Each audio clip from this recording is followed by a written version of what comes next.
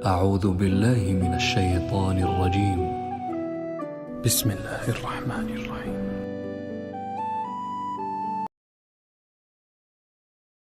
نبی کریم صلی اللہ تعالی علیہ وسلم نے فرمایا کہ میں نے خواب دیکھا ہے، کچھ لوگوں کو میں نے قمیضیں پہنے ہوئے دیکھا، کچھ کی قمیضیں ناف تک تھیں، کچھ کی پیٹ تک تھیں اور کچھ کی گھٹنوں تک تھیں۔ عمر میں نے تمہیں بھی دیکھا ہے، تمہاری قمیض تو پیروں سے ٹکرا رہی تھی۔ تو حضرت عمر کہنے لگے حضور خواب کوئی دیکھتا ہے، تعبیر کوئی بتاتا ہے، پر یہاں کمال یہ ہے کہ خواب بھی آپ نے بتایا ہے، تعبیر بھی آپ ہی بتائیں گے۔ حضور پھر بتا دیں اس خواب کی تعبیر کیا ہے۔ تو حضور نے فرمایا تعبیر یہ ہے کہ کسی کا دین ناف تک، کسی کا گھٹنوں تک، کسی کا پیٹ تک، اور عمر تو سارا ہی دین میں لپٹا ہوا ہے، تو سارا ہی دیندار ہے، سارا ہی۔ حضرت عمر فاروق رضی اللہ تعالیٰ عنہ آئیڈیل ہیں، ایک ہیرو ہیں۔ ان کی زندگی کے درجنوں پہلو ہیں، ہر سال ہم ایک پہلو بیان کر دیتے ہیں، کبھی عدل و انصاف پہ بات کر لیتے ہیں، کبھی نظام حکومت پر۔ ان کی زندگی کا ایک پہلو آج بھی ہماری گفتگو کا عنوان رہے گا، پر حضرت عمر کا مرتبہ اور مقام یہ ہے کہ نبی کریم علیہ السلام نے فرمایا کہ جبریل امین 950 سال میرے عمر کی شان بیان کریں تو عمر کی شان ختم نہیں ہوتی۔ 950 سال اگر حضرت جبریل بھی بیان کریں تو یہ مقام ہے سیدنا فاروق اعظم کا۔ اللہ تبارک و تعالیٰ نے جس طرح سارے نبیوں میں شان حضور کو عطا فرمائی، اسی طرح تمام نبیوں کے حواریوں میں سب سے زیادہ شان حضور کے غلاموں کو عطا فرمائی۔ قرآن مجید میں اللہ کریم نے فرمایا یا ایھا الذین آمنوا قوا انفسکم واہلیکم نارا، فرمایا اے ایمان والو خود بھی جہنم کی آگ سے بچو اور اپنے گھر والوں کو بھی دوزخ کی آگ سے بچاؤ۔ خود بھی بچو اور اپنے گھر والوں کو بھی، کس کو جی؟ جی ہماری ساری نصیحتیں باہر والوں کے لیے۔ باہر ہمیں بہت بڑا لیکچر بھی دینا پڑے تو چلتا ہے، بہت بڑی داستان سرائی بھی کرنی پڑے تو چلتی ہے۔ سٹیٹس اور معیار یہ ہے کہ سارا کچھ باہر والوں کے لیے، اور گھر کے وہ پھول جن کی آبیاری بھی ہم نے کرنی تھی، کوئی جڑی بوٹیاں اور گائیں تو وہ کاٹنی بھی ہم نے خود تھی، دھوپ اور چھاؤں کا خیال بھی ہم نے رکھنا تھا، وہاں ہماری نظر نہیں ہوتی۔ پڑوسی کے بچے کیا کر رہے ہیں یہ سارا پتہ ہوتا ہے، اور میرے گھر میں کیا گل کھل رہے ہیں اس کی مجھے خبر نہیں ہوتی۔ حضرت عمر فاروق نے جب یہ آیت نازل ہوئی تو فوراً عرض کیا یا رسول اللہ صلی اللہ علیہ وسلم اس کا کیا مطلب ہے کہ خود بھی دوزخ کی آگ سے بچو اور اپنے گھر والوں کو بھی بچاؤ؟ تو نبی کریم علیہ السلام نے فرمایا عمر اس کا مطلب یہ ہے کہ جن چیزوں کا اللہ رسول تمہیں حکم دیتے ہیں تم اپنے گھر والوں کو ان چیزوں کا حکم دو، اور جن چیزوں سے اللہ رسول تمہیں منع کرتے ہیں تم اپنے گھر والوں کو بھی ان چیزوں سے منع کرو۔ حضرت عمر فاروق کی زندگی میں جو چیز آپ کو بہت زیادہ ملے گی نا وہ یہ ہے کہ آپ نے جتنا کڑا احتساب محاسبہ باہر والوں کا کیا ہے نا، اس سے زیادہ بڑھ کے اپنا اور اپنے گھر والوں کا کیا۔ یہ بڑا عجیب معاملہ ہے کہ ہم جتنے لوگ ہیں ہمارا معیار یہ ہے کہ سامنے والا غلط ہے اور میں ٹھیک، یعنی دوسرے کا بچہ گلی میں نظر آ جائے تو اس کی غلطیاں نکلنی شروع ہو جائیں گی، اور میرا بچہ سارا شہر گھوم آئے ایک ٹائر پہ موٹر سائیکل پہ تو ہم کہتے ہیں کہ ابھی بچہ ہے، انشاءاللہ سیانا ہو جائے گا۔ اگر ابا جی آج تک سیانے نہیں ہوئے کہ اس کو سمجھا لیں تو پھر بیٹے کا سیانا ہونا تو ہو سکتا ہے کہ وہ 60-70 سال لگ ہی جائیں۔ گھر کے اندر جب تک توجہ نہیں ہوتی، اور سب سے پہلے جب تک اپنی ذات پر توجہ نہیں ہوتی، تو والد کا جب تک کردار بچے نہیں دیکھتے جب تک اتنی دیر تک ان کا تبدیل ہونا ممکن نہیں ہوتا۔ حضرت عمر فاروق رضی اللہ تعالیٰ عنہ باہر والوں کا بھی بڑا سخت حساب کرتے تھے۔ بڑا ایک گورنر صاحب نے لباس بڑا شاندار پہننا شروع کر دیا تھا تو حضرت عمر نے اتروا کے نا تو انہیں ٹاٹ کا لباس پہنا کے تو اونٹ چرانے کی ڈیوٹی دے دی تھی، اتنا سخت احتساب کرتے۔ کسائی کی دکان پر بھی 1-2 گھنٹے کھڑے ہوتے تھے، جو آدمی مسلسل 2 دن گوشت خریدتا تھا نا فرماتے تھے اس کا ٹیکس بڑھا دو، لوگوں کو دال نہیں مل رہی اور یہ روز گوشت کھاتا ہے. حضرت فاروق اعظم اس کو جزیہ کہا جاتا تھا یا کچھ اور معاملات ہوتے تو بڑھا دیتے تھے. مسلسل جو 2 دن آدمی گوشت کھاتا تھا فرماتے تھے مدینے میں غربت ہے, اگر یہ والا نظام تم کرو گے تو غریب لوگ کس کی طرف دیکھیں گے. لیکن اس سے زیادہ بڑھ کر جو ان کی زندگی کا معیار اور سٹیٹس تھا وہ یہ تھا کہ اپنے گھر کا خاص خیال رکھتے, خاص توجہ کرتے. ملک شام سے اور ایران سے کچھ لوگ آپ کی خدمت میں آئے تو وہاں سے کچھ کنیزیں بھی آئیں. ان کے بادشاہ پیغام لے کے, شاہ ایران کی کنیز کو ملکہ نے کہا کہ نا حضرت عمر کی زوجہ کو دیکھ کے آنا ذرا کس طرح کی ہے. ہمارے ملک میں کیا کہتے ہیں, خاتون اول, جی خاتون, باقی سارے دووں میں خاتون اول. ذرا خاتون اول کو دیکھ کے آنا. تو وہ جب آئی نا گھر میں ملنے تو کہا کہ مجھے میری ملکہ نے کہا تھا کہ عمر کی زوجہ سے, اہلیہ سے ملاقات کر کے آنا. تو حضرت عمر کی اہلیہ نے نا ایک جوڑا کپڑوں کا دے دیا ملکہ کے لیے اور ایک خوشبو کی شیشی دے دی. اب جب وہ تحفے وہاں بھیج گئے تو اس ملکہ نے نا کچھ سونے کا سامان بھیجا, کچھ زیورات بھیجے, کچھ تحائف بھیجے. جب حضرت عمر کے گھر آئے نا وہ خادم لے کے آیا, اس نے کہا جی آپ کی اہلیہ نے تحفے بھیجے تھے. تو جواب میں شاہ ایران کی بیوی نے, یہاں جس ملک کا وہ سفیر تھا, انہوں نے بھی یہ بھیجے. تو حضرت عمر فاروق نا وہ تحفے لے کے گھر گئے تو جا کے کہنے لگے اپنی اہلیہ سے, یہ تو کب سے تحفے تحائف بھیجنے لگ گئی ہے, یہ کب سے نظام شروع ہو گیا؟ تو کہ حضور تحفہ دینا لینا تو ٹھیک ہے, سنت ہے, محبت بڑھتی ہے, تو یہ کوئی قباحت نہیں, اور میں نے اپنی ذاتی استعمال کے لیے جو چیزیں رکھی تھی وہ میں نے دی ہیں. تو حضرت عمر فاروق رضی اللہ تعالیٰ عنہ فرمانے لگے ہم نے کسی ملک کے ساتھ اور اس کے بادشاہ کے ساتھ ذاتی تعلق نہیں بنانا, تعلق جو بھی بنے گا رسول اللہ کے دین کی برکت سے بنے گا. ذاتی رشتے نہیں ہم نے قائم کرنے. ذاتی آپ کے ملک کی جو ایئر لائن جس کا ہر سال خسارے کا ڈنڈورا پیٹا جاتا ہے نا, وہ ہمارے بادشاہ صاحب و صدر صاحب اگر غیر ملکیوں کو گھوڑا کبھی بھیجنا ہو نا, گھوڑا, تو پورا ایک جہاز گھوڑا لے کے تحفے میں جاتا ہے, پورا جہاز. غریب قوم کا یہ سرمایہ, اور قوم بڑی بادشاہ ہے, لائنوں میں لگ کے ووٹ دیتی ہے. 2 کام ہمیشہ لائن میں لگ کے کرنے, ایک بل لائن میں لگ کے جمع کرانا ہے اور ایک ووٹ لائن میں لگ کے, تاکہ پھر پورے 5 سال لائن میں ہی لگے رہیں. مرضی سے آپ ووٹ دینا, پر جو بات درست ہے اس کو سنو. حضرت عمر فاروق رضی اللہ تعالیٰ عنہ نے اپنی اہلیہ سے پوچھا کتنے کا تھا وہ تیرا جوڑا اور خوشبو کی شیشی؟ انہوں نے کہا 3 دینار کی. فرمایا یہ 3 دینار تیرے, اور باقی جو تحفے آئے ہیں وہ تو خود کہہ, چونکہ اس نے تیرے نام بھیجے ہیں, تو کہہ کہ میں مال غنیمت میں دیتی ہوں, تو کہہ میں مسلمانوں کو کہہ. تو زوجہ ہنس پڑی, کہنے لگی میں نہ بھی کہوں تو مجھے کہنا تو پڑے گا ہی, کہنا تو میں نے ہے ہی, کیونکہ سامنے عمر فاروق ہیں, لہذا فرمایا کہہ دیتی ہوں میں نے دیا خزانے کو. حضرت عمر نے جمع کرا لیا. میں یہ کیا بات ہوئی, میرے گھر والے جو مرضی کریں, ان کا معیار زندگی جس طرح کا مرضی ہو. اور حضرت عمر ایک جملہ کہا کرتے تھے, اللہ کرے کہ یہ باتیں اس دور حاضر میں ہماری سمجھ میں آئیں. حضرت عمر فاروق رضی اللہ تعالیٰ عنہ اپنے بچوں کو فرمایا کرتے تھے کہ بہت آدمی کو بھوک لگی ہو نا, اور پھر اس کی پسند کا کھانا پکا ہو, جتنے شوق سے وہ اس کھانے کو دیکھتا ہے نا, فرمایا اس طرح پوری قوم اپنے بادشاہوں کے خاندان کو دیکھتی ہے, اس تیزی کے ساتھ دیکھتے ہیں کہ ان کے گھر میں کیا ہو رہا ہے, ان کا معیار زندگی کیا ہے, ان کا سٹیٹس کیا ہے. سیدنا فاروق اعظم رضی اللہ تعالی عنہ نے اپنے گھر کے اندر اپنے بچوں, آپ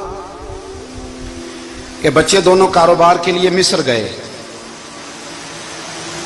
تو وہاں کے گورنر صاحب نے لوگوں سے, ایک بہت بڑا قافلہ گیا مدینے سے مصر تجارت کے لیے, جاتے ہیں نا آج بھی قافلے کئی ملکوں میں, تو یہ گئے تجارت کے لیے. تو حضرت عبداللہ ابن عمر اور حضرت عبید اللہ ابن عمر, حضرت عمر کے دونوں بیٹے گئے. جناب عمر فاروق کے بچے جب وہاں پہنچے تو مصر کے گورنر نے نا لوگوں کو تعارف کرایا کہ یہ عمر فاروق کے بیٹے ہیں. یہ حضرت یہ چودھری کے بیٹے کو کون بتاتا ہے کہ تو چودھری کا بیٹا ہے؟ باہر والے بتاتے ہیں, گھر والے جی. اور سیٹھ صاحب کے بیٹے کو کون بتاتا ہے کہ تو سیٹھ صاحب کا بیٹا ہے؟ اور مالک کو کون بتاتا ہے کہ تو مالک کا بیٹا ہے اور یہ کرایہ دار ہے؟ یہ کون بتاتا ہے؟ یہ سوچ ہم دیتے ہیں بچوں کو. चौधरी और कम्मी की सोच, अमीर और गरीब की सोच, मालिक और किराएदार की सोच, घर के मालिक की और काम करने वाले की सोच, ये हम देते हैं। याद रखना, ये हम देते हैं, ये हमारा मिजाज है, ये बाहर से नहीं आती। तू कोई शहजादा है, तू सेठ है, तू नवाब है, ये सोच बाहर से नहीं आती। ये अम्मा सोच देती है, अम्मा, ये अब्बा सोच देता है। और फिर जब तबाही उतरती है तो उसके जिम्मेदार भी बाहर वाले नहीं होते, घर वाले होते हैं, घर वाले। हमारे बच्चों की तबीयतों पर ज्यादा नक्श बाहर वालों का नहीं होता, घर वालों का होता है, याद रखिएगा। हजरत उमर फारूक रदी अल्लाह, बच्चे हैं, शहजादे हैं, वो कारोबार करने गए और वहां लोगों ने बताया गवर्नर साहब ने कि ये फारूक आजम के बच्चे, अमीरुल मोमिनीन के। लोगों ने उनसे ज्यादा माल खरीदा, तिजारत में ज्यादा नफा हुआ। जाहिर है कि वो आपके जो अल्लाह खैर करे हुक्मरान है, उनके कारोबार कितने मुल्कों में है, किस बुनियाद पर है? वो सिर्फ इस बुनियाद पर कि वो हुक्मरान रहे, उनके लिए आसान था बड़े लोगों से ताल्लुकात बनाना। हजरत उमर फारूक रदी अल्लाह तआला अन्हु के बच्चे ढेरों माल कमा के जब वापस आए ना, तो हजरत उमर से आके बच्चों ने बतौर मोहब्बत का, अब्बा जी अल्लाह ने बड़ा ही फजल किया है, बड़ा माल कमाया अल्हम्दुलिल्लाह, ये देखें कितना नवाजा है। तो हजरत उमर कहने लगे सारे काफिले ने इतना ही कमाया, सारे काफिले ने इतना ही कमाया? तो हुजूर नहीं, सारे काफिले ने इतना नहीं कमाया, सबको इतना नहीं मिला। वो तो वहां गवर्नर साहब ने लोगों को तारुफ कराया था कि ये उमर के बच्चे हैं, तो लोगों ने फिर हमसे बड़ा ही खरीदा। तो हजरत उमर फरमाने लगे ठीक हो गया, मैं बात समझ गया, इस तरह करो, जो तुम्हारी असल जर थी ना, जो राज थी, वो रख लो और बाकी सारा माल माले खजाना में जमा करा दो, इसलिए कि ये तुमने तजारत नहीं की, ये तुमने अपने बाप का नाम बेचा है, ये तुमने अमीरुल मोमिनीन के बेटे होने का फायदा उठाया है। फरमाया ये तुम्हारा नहीं हक, ये मुसलमानों का है, इसलिए कि ये माल तुमने मेहनत से नहीं कमाया, ये बाप की कुर्सी का फायदा उठाया है। और फरमाया अगर तुमने माल जमा ना कराया तो मैं माल भी ले लूंगा जबरदस्ती और कोड़े भी मारूंगा, डबल सजा दूंगा, मर्जी से जमा कराओगे तो कोड़ों से बच जाओगे। बड़े बेटे ने तो जमा करा दिया, तो छोटा थोड़ा परेशान हुआ। तो हज़रत अब्दुल्लाह इब्ने उमर छोटे का माथा चूम के कहने लगे बेटे चुप करके जमा करा, यहां भी फख्र करके हम उमर के बेटे हैं और कयामत में भी फख्र करेंगे कि हम फारूक आजम के बेटे हैं। यहां भी नाज करेंगे और वहां भी नाज करेंगे कि उमर के बच्चे हैं। हमारे बाप ने खुद भी हलाल ही खाया है और जब हमारी कमाने की बारी आई है तो हमें हुक्म भी हलाल खाने का दिया। भाई हमारा मिजाज नहीं। बच्चा जब लेके आता है 2 लाख रुपया तो कभी पूछे कहां से आया है? जब वो पहले दिन गलत दोस्तों के पास जाके बैठता है तो कभी निकाला घर से उसे। ये बहुत सारे खमियाजे हमें इसलिए भुगतने पड़ते हैं कि हम इब्तदा में सुराख बंद नहीं करते। जब उसमें शिगाफ पड़ जाता है, सैलाब आता है तो हमें होश आती है। हजरत उमर ने अपने घर में निगरानी रखी, कड़ी निगरानी।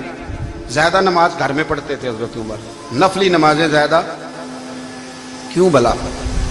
भाई याद रखें कि आपने अगर सजदा करना है तो बच्चा लेट जाएगा, वो उसे पता कौन नहीं सजदा क्या है। लेकिन जब घर में कभी कुरान अब्बा जी खोल लेना, जब अब्बा जी का मूड बन जाए ना लेक्चर देने का, वो घर में शुरू हो जाते हैं, कहते हैं आप लोग नमाज नहीं पढ़ते इसलिए मेरे कारोबार में बरकत कोई नहीं। तुम सवेरे कुरान पाक नहीं खोलते तो मैं तबाह हो गया। तो मियाँ आपने कब घर में कुरान पाक खोला था? आपने कब नमाज पढ़ी? आपने कब घर के अंदर अल्लाह रसूल का जिक्र किया था? आपने कब हदीस छेड़ी? आपने भी तो घर के अंदर जब भी आप आए हैं तो आपने वही कुछ किया जो दुनियादार करते हैं। आप भी तो अपना मोबाइल लेके अलग कोने में बैठ गए। आपने भी तो कहा है कि अब तुम्हारे चैनल खत्म, अब मेरी मर्जी वाला चलेगा। तो जो आपने किया है बच्चे भी वही काम करेंगे। आपने भी गपशप लगाई है तो वो भी लगा रहे हैं। ये समझ लें, जो काम आप करेंगे आप अपने बच्चों की सीरत में उसका जलवा देख लेंगे। बड़ी पक्की सी बात है कि आपको बच्चे की आदतें देख के समझ आ जाएगी कि मैं भी यही करता था और ये भी। हजरत उमर फारूक रदी अल्लाह तआला अन्हु विसाल फरमा गए तो आपके विसाल के बाद हजरत उस्मान गनी रदी अल्लाह तआला अन्हु ने आपकी एक बेवा से निकाह किया, हजरत उमर की एक बेवा से।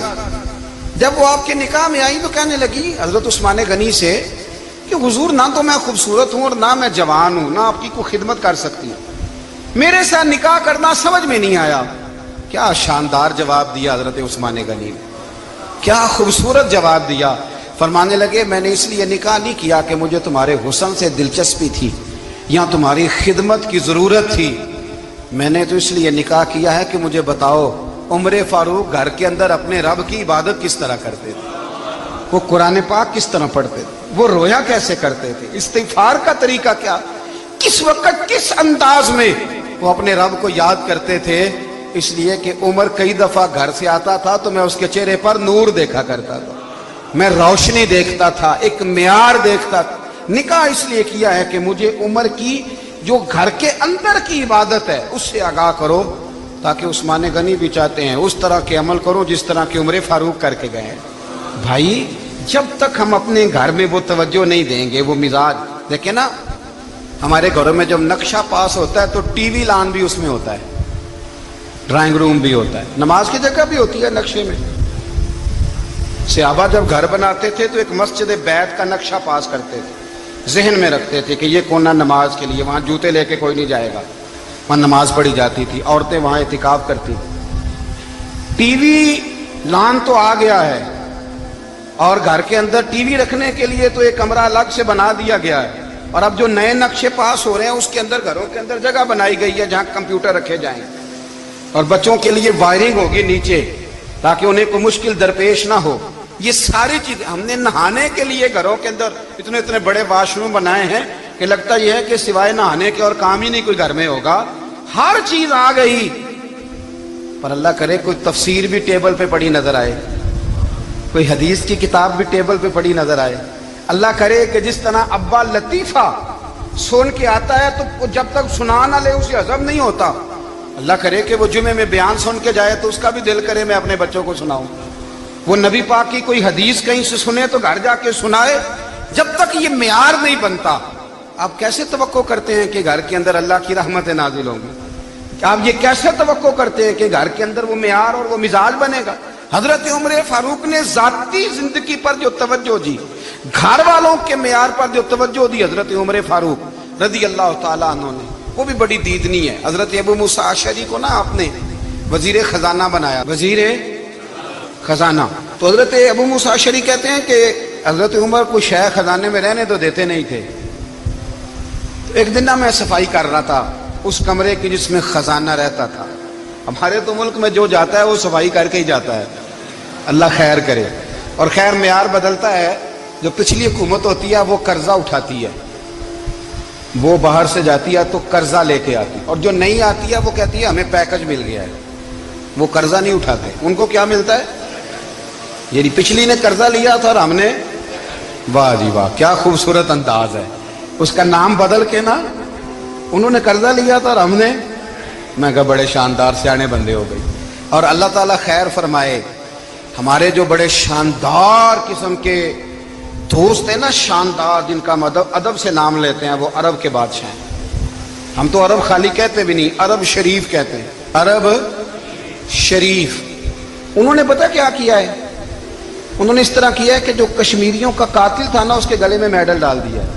یہی کام وہ کرتے رہتے۔ انہوں نے پہلے انہیں بلا کے مندر بھی بنوائے تھے، ہمیں کوئی شکوہ نہیں، ان کی زمین ہے، اللہ تعالیٰ توفیق عطا کرنے والا ہے، پر خیال یہ تھا کہ چلو کشمیریوں کے زخموں پر نمک نہ چھڑکتے، 2 مہینے انتظار کر لیتے، کچھ حالات سنور جاتے، کچھ تھوڑا انتظار۔ ہیں ہمارے دوست، ہمارے وزیر اعظم صاحب جب جاتے ہیں تو وہ پھولوں کا ہار ڈالتے ہیں ہمارے دوست، لیکن انہیں وہ حدیث یاد نہیں کہ نبی پاک علیہ السلام نے فرمایا جب میرے مومن کو تکلیف ہوتی ہے تو مجھے بھی گنبد خضرا میں تکلیف ہوتی ہے۔ انہیں نہ کشمیریوں کا خون یاد نہیں آیا، انہیں برہان وانی کی کٹی ہوئی لاش یاد نہیں آئی، انہیں 30,000 بیوہ عورتیں 30,000 بیوہ عورتیں یاد نہیں آئی، 30,000 بیوہ عورتیں جن کے سہاگ اجڑ گئے، اور انہیں 1.25 لاکھ یتیم بچہ یاد نہیں آیا جو یتیمی کی زندگی گزار رہا ہے، اور اس کے باوجود بہت بڑے ذمہ دار ہے وہ۔ مجھے پڑھ لینے دو آج احمد فراز کا شعر، وہ ہمارے مکتب کوئی ایسا نہیں کہ وہ مولوی تھا، وہ غیر جانبدار تھا، پر مجھے آج پڑھ لینے دو اس کا شعر، ایک کلیجے کا درد ہے، پڑھ لینے دو۔ اس نے کہا تھا کہ پڑھتا ہوں تو کہتی ہے یہ خالق کی کتاب ہے، مثل یہودی یہ سعودی بھی عذاب، اس قوم کے بارے میں کیا لکھوں فراز، کعبے کی کمائی سے جو پیتے ہیں شراب، کعبے کی کمائی سے جو پیتے ہیں شراب، اس قوم کے بارے میں کیا لکھوں فراز کہ کعبے کی کمائی سے جو پیتے ہیں شراب، میں خیال نہیں آیا تمہارا صرف دین یہ ہے کہ قبریں گرا دو، مزارات گرا دو، فقط یہ دین ہے؟ کوئی نبی پاک کے روزے کی طرف منہ کرے تو اسے مشرک کہو، یہ دین ہے؟ اس کا نام مذہب رکھا ہے تم نے؟ مذہب تو اس کا نام ہے کہ جو رسول اللہ کا نام لینے والا ہے وہ ہمارا یار ہے، اور جو نبی پاک کا نام لینے والا نہیں ہمارا اس سے کوئی تعلق، یہ دین ہے۔ حضرت عمر فاروق کی سیرت سنا رہا ہوں، حضرت عمر کی۔ حضرت ابو موسیٰ اشعری نے ایک عیسائی کو منشی رکھا تھا، اکاؤنٹ آفیسر حضرت ابو موسیٰ اشعری نے۔ تو حضرت عمر فاروق بول پڑے، کہنے لگے تمہیں مسلمان کوئی نہیں ملا تھا؟ کلمہ گو نہیں تمہیں نظر آئے؟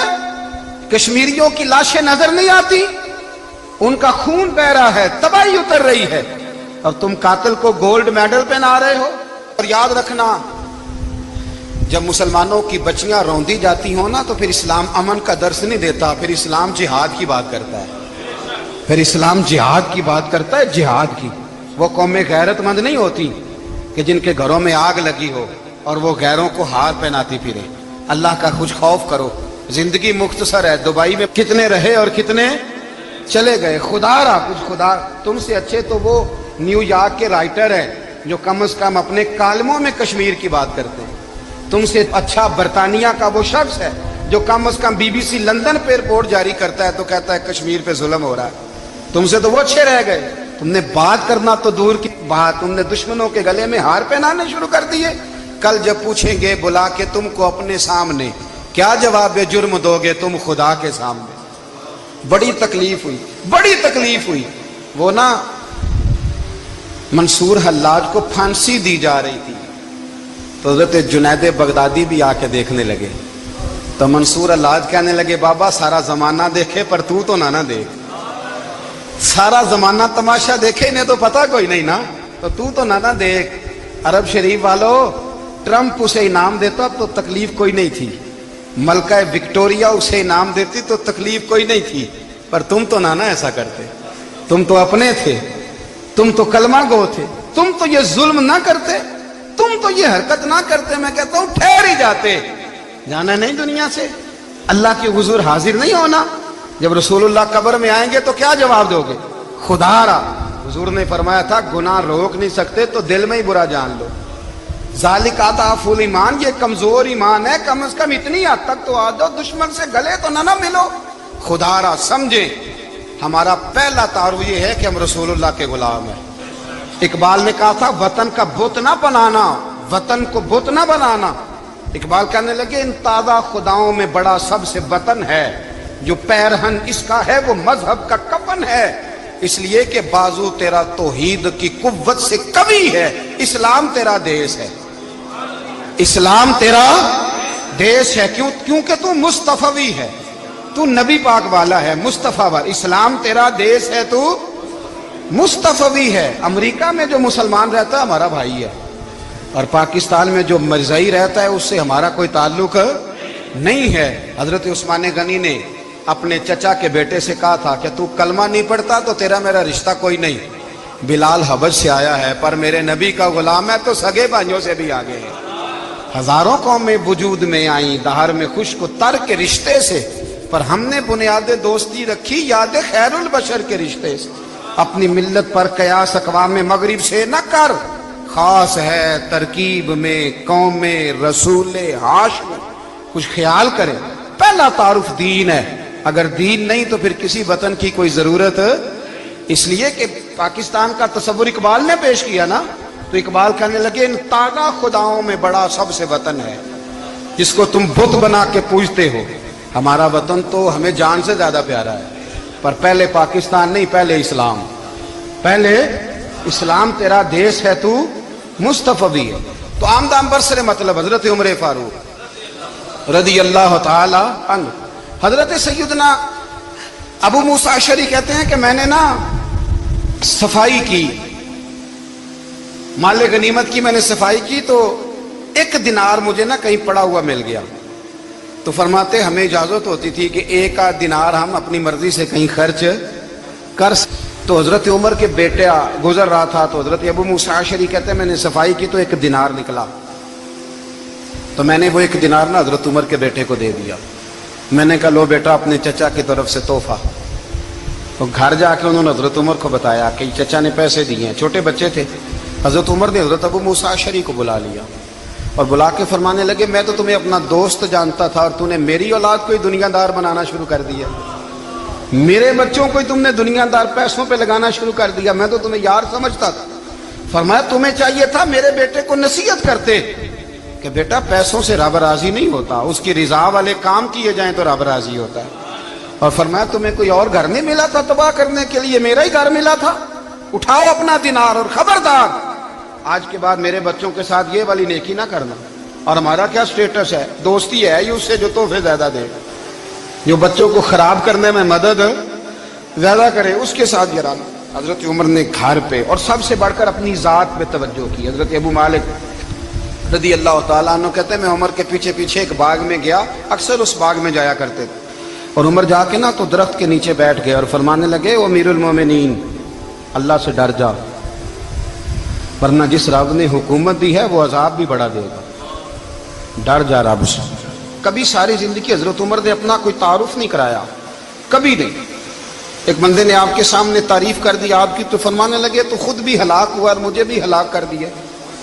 کیا ضرورت پڑی ہے میری تعریفیں کرنے کی, اتنی دیر میری تعریف میں لگائی. اللہ کا ذکر کرتا رب تجھے ثواب دیتا, حضور پہ درود پڑھتا تو رب تیرے اوپر رحمتیں نازل کرتا. کس چکر میں ہے؟ آج جتنا اچھی کوئی خوشامد کرے اتنی اچھی وزارت ملتی ہے, جتنی اچھی اس کو جو ہے وہ چاپلوسی کرنی آیا درجہ بھی اسے اتنا ہی اچھا ملتا ہے. حضرت عمر فاروق رضی اللہ تعالیٰ عنہ آپ کے بیٹے کہتے ہیں, صاحب فتوح الشام نے لکھا ہے, آپ کے صاحبزادے کہتے ہیں میں نکلا تو میرے ابا جی نا اپنی پشت پر مشکیزہ رکھ کے کنویں سے پانی بھر کے آ رہے.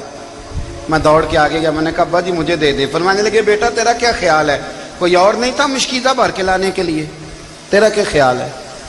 کہا ابا جی بڑے لوگ تھے پر آپ کیوں اٹھا رہے ہیں؟ فرمانے لگے نفس نا ذرا میرا بڑا ہو گیا تھا, اسے ذرا ذلیل کر رہا ہوں, ذرا اپنا محاسبہ کر رہا ہوں. یہ مجھے کہہ رہا تھا تو بڑی چیز ہے, تو میں نا ابھی مشکیزہ گھر رکھ کے آؤں گا, پھر تیری ماں نے مجھے کہا ہے کہ گھر میں لکڑیاں کوئی نہیں جلانے کے لیے, پھر میں جنگل سے لکڑیاں کاٹ کے لاؤں گا. اب میں امیر المومنین بن کے نا تو میرا نفس تھوڑا بڑا ہو گیا. اب یقین کریں ہمارا ہاضمہ خراب ہو جاتا ہے جب تک ہمارا تعارف صحیح نہ ہو, ہمارا تعارف ٹھیک نہ ہو. میں یہ ہوتا ہوں, میں وہ ہوتا ہوں, چھوڑ مٹی دیں تے مٹی رہنا ہی, مٹی دیں تے مٹی دیں تے مٹی رہنا ہی. ایویں کادی بلے بلے اج مٹی دے اتے بندیا تے کل مٹی دے تھلے, مٹی دیں تے مٹی رہنا ہی. کادی بلے مجھے پوچھ لو, مجھے جان لو, میرا نام لے لو, میں بھی آیا ہوں, میں بھی ہوتا ہوں, میرا بھی یہ تذکرہ ہے. میں بدکار پرانا خادم کسے در ملی نہ ڈھوئی, اے تے واصف یار نے نظر جو کیتی تے واصف واصف ہی ہوئی. یہ تو بڑی بات کی بات ہے, تو بات کی بات ہے صاحب, ورنہ من نانم کے من نانم, جو ہم ہیں اس کا ہمیں پتا تو ہے نا بھائی. کبھی بھی یہ جو ذات کا چکر ہے نا, میں بھی ہوں مجھے بھی, او بھائی یاد رکھو میں کون ہوں.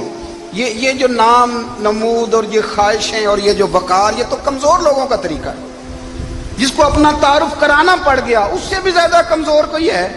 فوٹو میں دکھاتا پھرتا ہے فلانے کے ساتھ فوٹو, فلانے, تو کمزور بندہ یہ کام کرتا. حضرت عمر فاروق اللہ اکبر, حضرت عمر جیسا بندہ 24 لاکھ مربع میل کا حکمران, اور شاہ روم کو خط لکھ کے کہتا ہے میں منت نہیں کرتا میں حکم دیتا ہوں. نہ تگڑا بندہ. جنگ قادسیہ کے لیے حضرت سعد بن ابی وقاص کو بھیجا, فتوح الشام پڑھ کے دیکھیں. حضرت عمر بڑے پریشان ہیں, اتنے دن ہو گئے کوئی رپورٹ ہی نہیں آئی. اب تو موبائل ہے نا, تو ایک منٹ کی رپورٹ لیں آپ, بلکہ آپ 1 منٹ کی فوٹو لیں, آپ رپورٹ تو دور رہ گئی.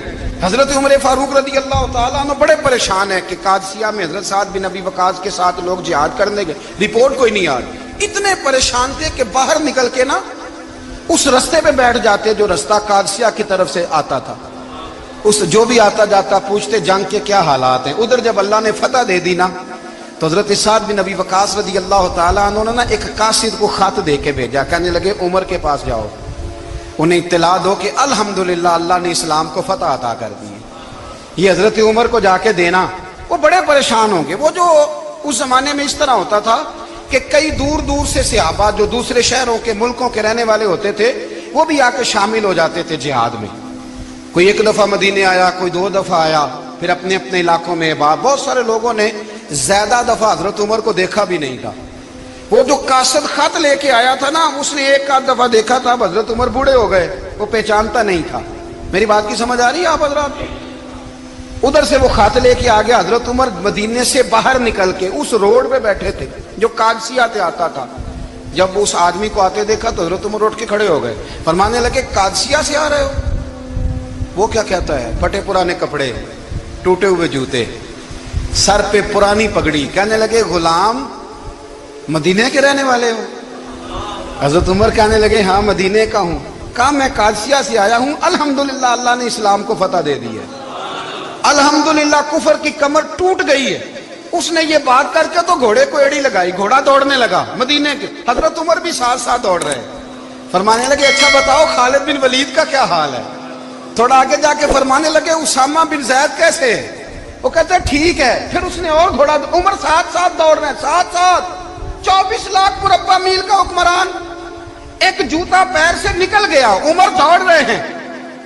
آگے جا کے پوچھتے ہیں سعد بن ابی وقاص کا کیا حال ہے؟ کہا حضور وہ بھی ٹھیک ہے. کتنے لوگ میرے شہید ہو گئے مسلمانوں میں سے؟ کہنے لگا صحیح گنتی کا نہیں پتا, یہ لفظ ادا ہوتے ہوتے مدینے کی سرحد آ گئی.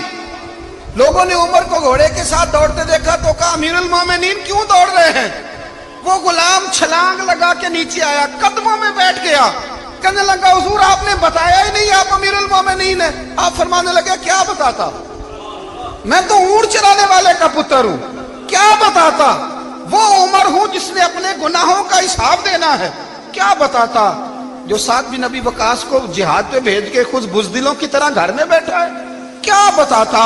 کوئی حیثیت نہیں, کوئی تاب. تو نے اچھا کیا, تو تو مجاہد تھا, مجھے ساتھ ساتھ دوڑایا, تو نے اچھا کیا. جتنے لوگ تھے چیخیں مار کے رونے لگے.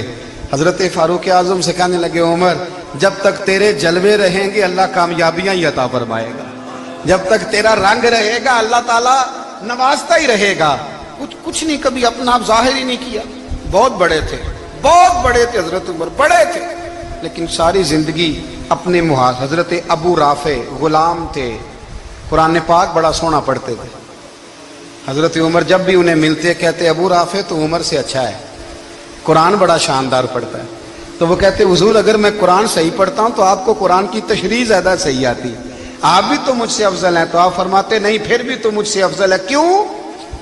اس لیے کہ تو اپنے غلام اپنے آقا کی نوکری بھی ٹھیک کرتا ہے اور رب کی عبادت بھی ٹھیک کرتا ہے, اور مجھے خالص صرف عبادت کرنی ہوتی ہے وہ بھی ٹھیک نہیں کر پاتا.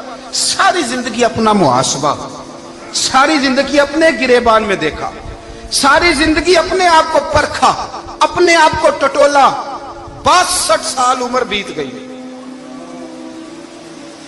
حضرت حذیفہ بن یمان ایک صحابی تھے, میرے نبی کریم علیہ السلام نا ان سے راز کی باتیں کرتے تھے. ہر بندے کا ہاضمہ ٹھیک نہیں ہوتا, سب سے راز کی بات نہیں کرنی چاہیے. حضرت حذیفہ بن یمان کہتے ہیں حضور راز کی باتیں بتاتے. مدینہ منورہ میں جو منافقین تھے ان کی لسٹ بھی نبی پاک نے حضرت حذیفہ بن یمان کو دی تھی. جب کوئی مشکوک آدمی مر جاتا نا تو صحابہ کہتے ہیں ہم دیکھتے اگر حضرت حذیفہ نے جنازہ پڑھا ہے تو ہم بھی جنازہ پڑھ لیتے. نبی پاک نے بھی کچھ جنازے نہیں پڑھے, ترمذی میں ہے, فرمایا عثمان سے جو بغض رکھے اس کا جنازہ نہیں پڑھیں گے. حضرت حذیفہ بن یمان اگر جنازہ پڑھتے تو لوگ پڑھتے, وہ نہ پڑھتے تو لوگ جنازہ نہ پڑھتے. حضرت حذیفہ بن یمان کہتے ہیں جناب عمر فاروق کی خلافت کے آخری ایام تھے, کچھ دنوں کے بعد وہ شہید ہو گئے. فرماتے آدھی رات کا وقت تھا, میں گھر میں سویا تھا بڑا بے فکر, اچانک میرے دروازے پہ دستک ہوئی, میں گھبرا کے اٹھا. اتنی رات کو کون آیا؟ کہتے ہیں قربان جاؤں, دروازے پہ گیا تو امیر المومنین فاروق اعظم دروازے پہ. میں نے کہا عمر کوئی حکم تھا تو مجھے بلا لیتے. کہنے لگے میں نا امیر بن کے نہیں آیا, تیرا ویر بن کے آیا ہوں. امیر المومنین کی حیثیت سے سرکاری کام سے بلاتا تو وہاں بلاتا, مجھے ایک ذاتی کام پڑ گیا. کہتے ہیں میں نے عمر کو گھر کی اندر بلا کے چارپائی پہ بٹھایا. میں نے کہا حضور میں غریب آدمی, میں کیا آپ کے کام آ سکتا ہوں؟ تو کہتے ہیں انہوں نے نا مجھے ساتھ بٹھا لیا, پھر میرا ہاتھ پکڑ لیا. کہنے لگے تو عمر کو جانتا ہے؟ عمر جھوٹ نہیں بولتا. تو جانتا ہے عمر وعدوں کا پکا ہے؟ کہا حضور جانتا ہوں. کہا میں اس وقت آیا ہوں جب دیکھ بھی کوئی نہیں رہا.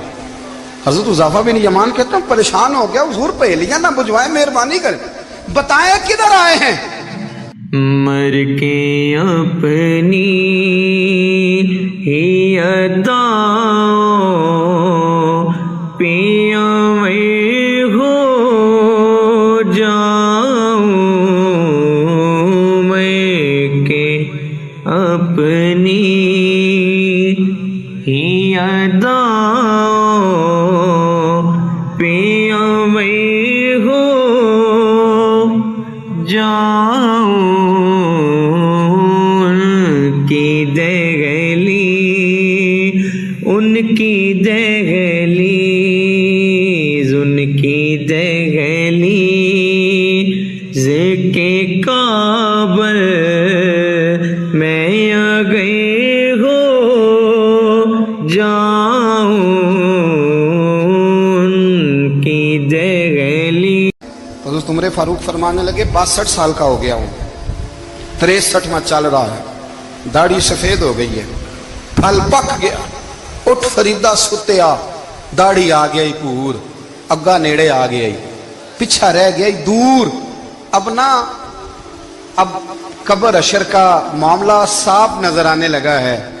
کہا حضور مجھ سے کیا چاہتے ہیں؟ حضرت عمر رو پڑے, کہنے لگے آج میں عشاء کے بعد نکلا ہوں تو نبی پاک کے صحابہ مجھے نیک کہہ رہے تھے, پھر میں نے بچوں کی ماں سے اور بچوں سے بھی پوچھا ہے, وہ بھی مجھ سے راضی ہیں, پر حذیفہ تیرے ساتھ نبی پاک راز کی باتیں کرتے تھے, سچ بتا کہیں عمر کا نام منافقوں میں شامل تو نہیں؟ سچ بتا ان منافقین میں تو شامل نہیں, کہیں اوپر سے تو نہیں سارا کچھ؟ حضرت حذیفہ بن یمان کہتے ہیں میں باپ کے مرنے پہ اتنا نہیں رویا جتنا عمر کے سوال پہ رویا. میں قدموں میں بیٹھ گیا, میں نے کہا نہیں عمر, یہ تو میں نے نہیں سنا, لیکن یہ میں نے نبی پاک سے ضرور سنا ہے کہ میرے بعد اگر کوئی نبی ہوتا تو عمر ابن خطاب ہوتا. یہ میں نے اپنے کانوں سے سنا ہے کہ عمر جس گلی سے گزرے شیطان رستہ بدل جاتا ہے. یہ میں نے اپنے کانوں سے سنا ہے کہ 950 سال حضرت جبریل جناب عمر کی شان بیان کریں تو پھر بھی بیان نہیں ہو سکتا. یہ میں نے ضرور سنا. دوستو ساری زندگی حضرت عمر نے اگر دوسروں کا محاسبہ کیا تو اپنا اور اپنے بچوں کا بھی کڑا خیال رکھا, اپنی ذات پر بڑی توجہ دی. جو لوگ اپنا بھول جاتے ہیں نا, ہمیں اپنی صحت کا بڑا خیال ہے لیکن اپنی روحانی زندگی کا کوئی خیال نہیں ہے, قلبی زندگی کا کوئی تصور نہیں ہے. آپ یقین کریں موٹا آدمی کمزور ہونے کے لیے جدوجہد کر رہا ہے, کمزور طاقتور ہونے کے لیے, لیکن جس کو کتنے دن بیت گئے اللہ رسول کی یاد میں رویا ہی نہیں, کتنے دن بیت گئے نہ سننے کو دل ہی نہیں چاہا, جسے مہینوں بیت گئے اور قرآن پاک کی طرف نظر ہی نہیں گئی, وہ فکر مند ہی نہیں. زندگی زندہ دلی کا نام ہے, مردہ دل کیا خاک جیا کرتے ہیں.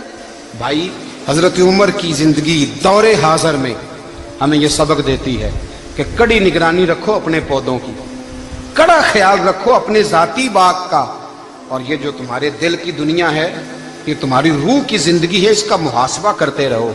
نبی کریم علیہ السلام نے فرمایا اپنا حساب خود کر لو قبل اس کے کہ تمہارا حساب کیا جائے.